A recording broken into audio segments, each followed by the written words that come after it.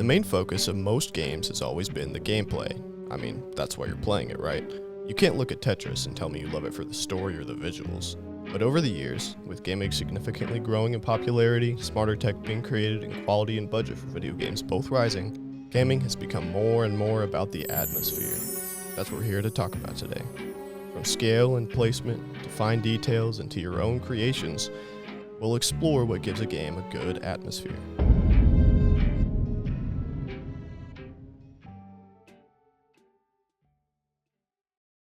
Elden Ring has a beautiful and well thought through layout, and an amazing example of this is right at the beginning. Well, this beginning.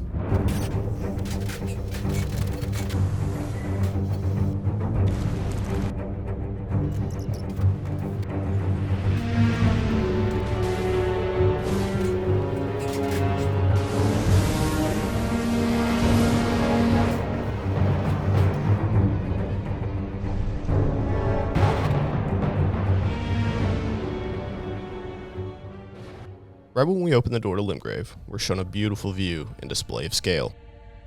From this spot, you're introduced to your first step, your first NPC, a mini-boss, an obvious landmark, your first big goal, a very late game area, the place where you were when you first opened the game, and most noticeably, the Erdtree, the goal of the entire game.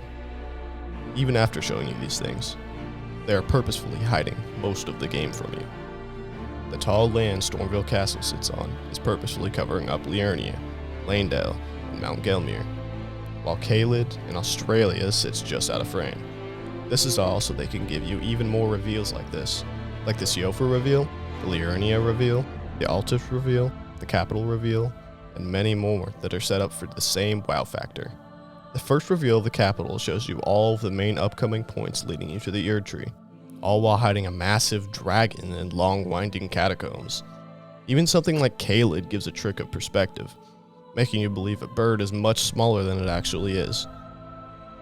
Elden Ring is easily one of the best displays of beautifully laid out details, and moreover, atmosphere in a game. I could say so much more about the gameplay, items, and lore of Elden Ring, but I think that's enough Elden Ring for now.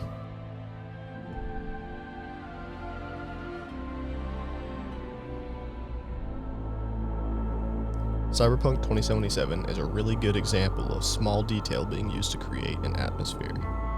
When I first played Cyberpunk, I found it so cool how they managed to hide so much stuff in an honestly small-ish map. I remember being in some back alley of Night City taking a shortcut to a quest and finding multiple small side stories just laying on the ground. Just by walking around for a bit, you can easily get a good understanding of the story and dynamic of the universe. From beginning to end, they're setting up multiple ideas and feelings in your head about Night City and the people in it, frequently making you question the morality of certain options. And overall, making everything really feel like it's your choice. Even the gameplay is keeping you locked into the atmosphere, whether you're unlocking abilities through visiting a Ripper and shoving new parts into your flesh, upgrading through the software embedded in your head, or limits being set through a strange insanity plaguing those who go too far. Cyberpunk 2077 is incredibly packed, and that's literally the whole point of the cyberpunk genre. The amount of detail thrown in this game really makes it feel alive, and it keeps the story and atmosphere in your head the whole time you play.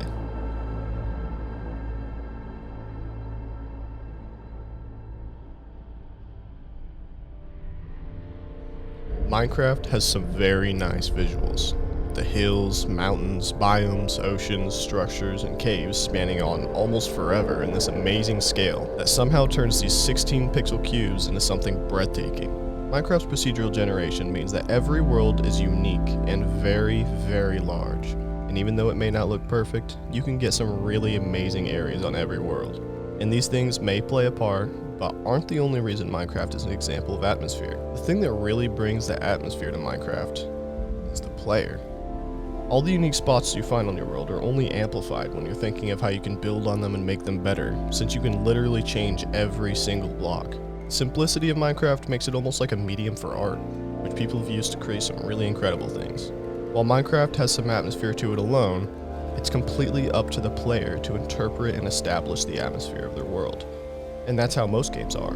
The atmosphere in a game is almost always decided by how you want to play it, because that's the soul of video games. What differentiates a video game from a movie or book is the way that the player can interact with the game. And while I'm talking about the way the player influences the game on the screen, I also mean it the other way around. Because in the end, that's what determines a player's experience and how they feel about the game. The way the game influences the player. In other words, the atmosphere. However mired in torment and despair, life endures. There is beauty in that. Just don't let anyone change who you are, okay?